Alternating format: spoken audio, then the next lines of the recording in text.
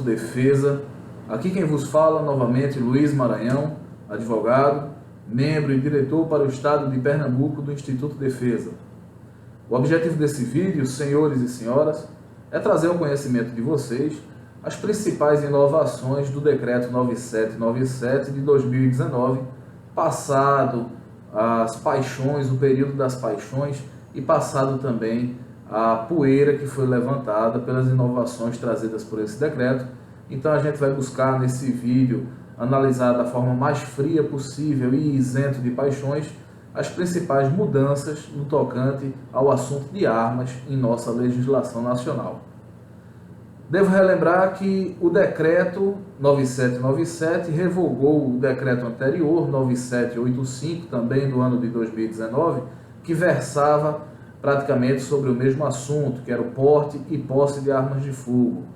Decreto esse que revogou um decreto anterior, que era o decreto que regulamentava a Lei 10.826 de 2003, o famigerado Estatuto do Desarmamento. Alguns aspectos que merecem destaque, por exemplo, é a quantidade de armas permitidas para um civil possuir, que são 4 armas, sendo não especificado nesse decreto, como era no anterior, que seriam 2 longas, sendo uma de alma lisa e uma de alma raiada, e 2 curtas, podendo ser pistola ou revólver. Não há essa distinção no decreto atual. Podem ser 4 pistolas, da mesma forma que podem ser 4 espingardas, calibre 12, por exemplo. Com relação aos limites de arma para os CACs, caçadores, atiradores e colecionadores, esse sim foi mudado.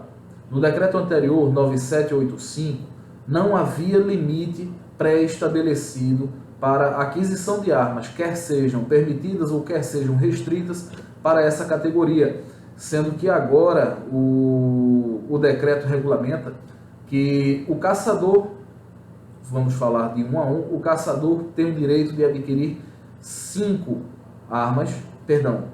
armas de uso permitido, de calibre permitido, com mais 15 armas de calibre restrito, tá? Então, o caçador tem 15 armas de calibre permitido, mais 15 de calibre restrito.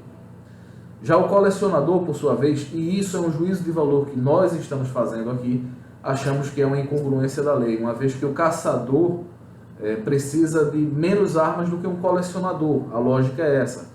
Mas o colecionador teria direito a 5 armas de calibre permitido, acrescidas de mais 5 de calibre restrito. O caçador, o atirador, por sua vez, tem direito, segundo o decreto, a 30 armas de calibre permitido e 30 armas de calibre restrito. Com relação às munições, houve uma inovação muito grande também nesse decreto. O caçador tem direito a adquirir 1.000 munições por cada arma de calibre restrito, acrescidas de mais 5.000 munições por cada arma de calibre permitido.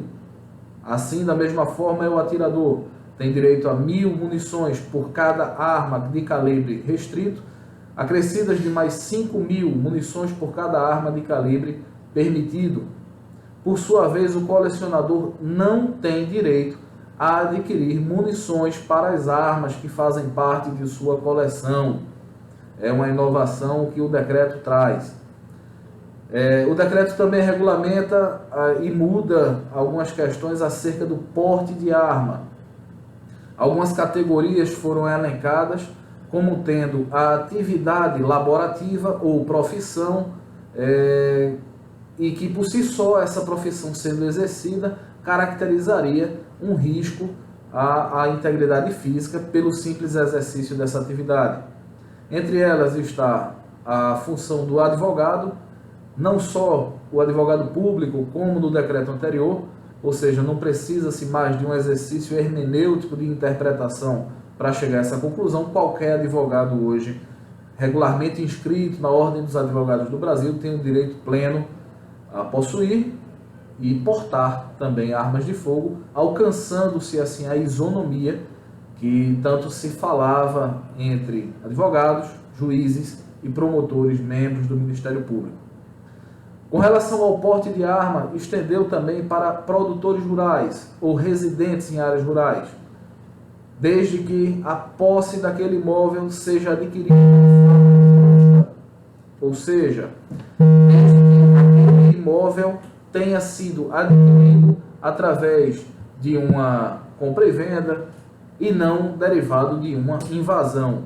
Desse modo, o decreto tenta vetar o acesso ao porte de arma a pessoas que não merecem tê-lo por serem invasores, como, por exemplo, podemos citar o movimento dos sem terra. No meu humilde entendimento, ponto para o governo Bolsonaro que isso era uma promessa de campanha. Tá? Outra coisa interessante é que o porte de arma, diferente do decreto 9785, que era silente, não falava a respeito de quem era o órgão competente para emitir o porte de arma para as armas que estavam cadastradas no SIGMA. Esse decreto 9797 é muito claro ao dizer que a Polícia Federal é o órgão competente para expedir todo e qualquer porte de arma. Com relação à validade, o porte de arma vale por 10 anos, consta no decreto essa informação. No novo decreto, porte de arma a nível nacional por 10 anos.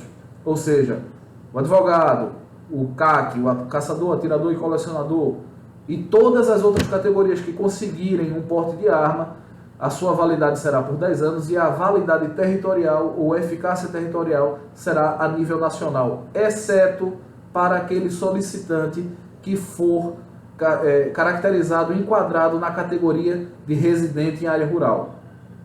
O decreto 9797 especifica que para esta categoria, para os residentes em áreas rurais que solicitarem o porte de arma, esse porte de arma terá validade por 10 anos, porém a eficácia territorial dele poderá ser restringida pelo delegado da Polícia Federal. Ou seja, eu sou aqui de Recife, Pernambuco, e vamos supor que eu fosse dar entrada num porte de arma por residir em uma área rural.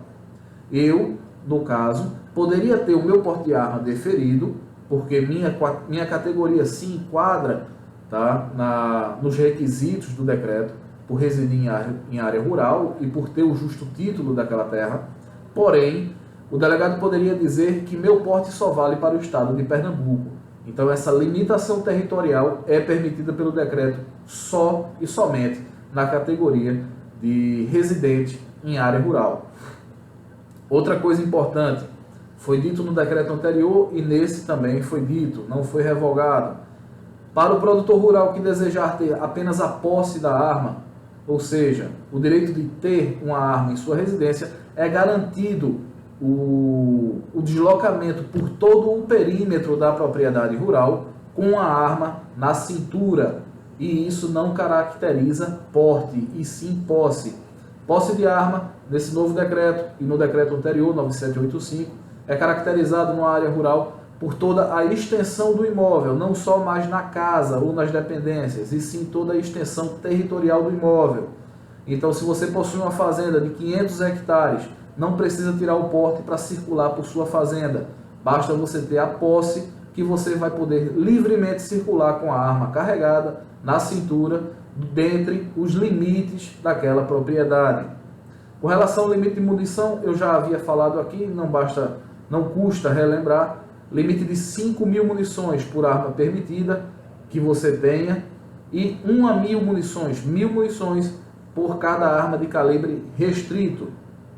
Outra alteração interessante foi com relação ao órgão competente para fiscalizar e ou autorizar o embarque de armas de fogo em aeronaves.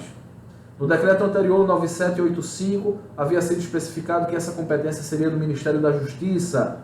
E nesse novo decreto foi alterada, voltando ao status quo ante e sendo competência da ANAC, Agência Nacional de Aviação Civil. Volta, na verdade, a ser o órgão competente para dirimir essas eventuais questões sobre o embarque ou não de pessoas armadas em aeronaves. Com relação ao porte de arma, vieram duas possíveis penalidades para quem não cumprir com os requisitos do decreto. Ou seja, se você consegue um porte de arma, mas anda com ela de forma ostensiva, você pode ser penalizado por isso. Você pode ter o seu direito ao porte de arma suspenso por até 1 ano. Tá? A arma será apreendida, o seu porte será suspenso por 1 ano, e após 1 ano, caso você queira, você faz novamente uma avaliação psicológica e uma avaliação de aptidão e manuseio de arma de fogo para voltar a ter o porte de arma. Diferente do que acontece com aqueles que forem flagrados em situação de entorpecência, ou seja, bêbados ou drogados, serem abordados ou flagrados armados, ainda que devidamente com o porte de arma, mas em situações de embriaguez ou uso de narcóticos, você perde o seu porte, você não tem direito à suspensão, a perda é imediata. Então eu aconselho que quem tem a arma evite de frequentar bares quando estiver armado, para não vir a perder o porte de arma. Com relação ainda ao porte de arma, alguns tipos de armas foram proibidos, tá, de serem expedidos o porte. No decreto anterior essa questão era meio controversa, mas nesse está muito claro. O porte de armas portáteis ou não é proibido, ou seja, o porte de armas portáteis ou não é proibido. O que se entende por armas portáteis? Fuzis, carabinas, espingardas, aquelas que são impossíveis você portar. Logo, aquela velha questão e polêmica que teve, inclusive na Globo, em alguns noticiários, sobre porte de fuzil, porte do T4 da Taurus, essa questão está bem dirimida agora. É proibido o porte de armas longas, exceto para a categoria de caçador. O caçador, sim, poderá possuir, por exemplo, um fuzil T4 para o exercício de suas atividades. Ainda com relação a armas longas, a fuzis, utilizando esse exemplo que eu já utilizei, o fuzil é permitido que você compre e tenha em sua casa. A posse é permitida, o que é proibido é o porte. Tá? Então, se você tem a sua casa ou a sua fazenda e quer andar pela fazenda, já que caracteriza a posse, com um fuzil T4 vai ser permitido. Tá bom? Eu acho que esses seriam os maiores pontos controvertidos que mereciam destaque aqui nesse vídeo, para alertar os senhores e ilustrar os senhores as maiores inovações desse novo decreto. Uma coisa muito interessante para o esporte do tiro, a prática do tiro. Antes, qualquer pessoa de qualquer idade poderia praticar. O decreto estabelece a idade mínima de 14 anos. Tá? Então, entre 14 e 18 anos é necessária a autorização de ambos os pais. Caso um desses falte, ou seja, um desses já esteja morto ou não exista, pode ser suprida pela ausência, pela assinatura de um dos pais sobreviventes. Tá? Eu acho que essas são as maiores inovações aí do decreto 9797 de 2019, que merecem destaque. Caso tenham mais dúvidas, façam comentários aqui no vídeo, que a gente vai ter o maior prazer em dirimir suas dúvidas e esclarecer aos nossos membros, associados e à população em geral. Unidos somos invencíveis. Mais uma vitória do Instituto Defesa, que conseguiu, ao longo dos vários anos de muita luta e mobilização nacional e política, reverter os quadros de tirania que nos cercavam, e como uma chama de esperança um pouco distante, a gente começa a reconquistar nossos direitos, sobretudo o direito à vida, à liberdade e à propriedade. Unidos somos invencíveis. Inscreva-se no nosso canal. Um abraço.